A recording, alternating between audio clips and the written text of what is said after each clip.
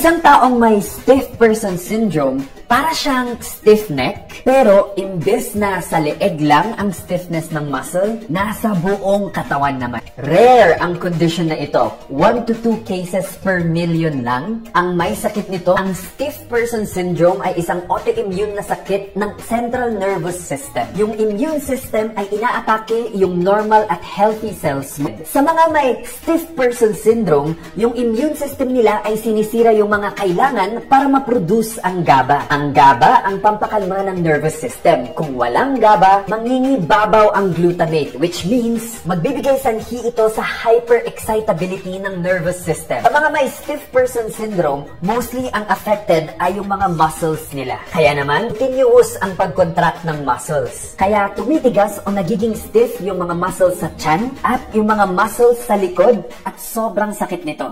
Kung nakakaranas nito, magpakonsulta na sa neurologist dahil may treatment naman para dito. Ligtas ang may alam. Hanggang susunod. Take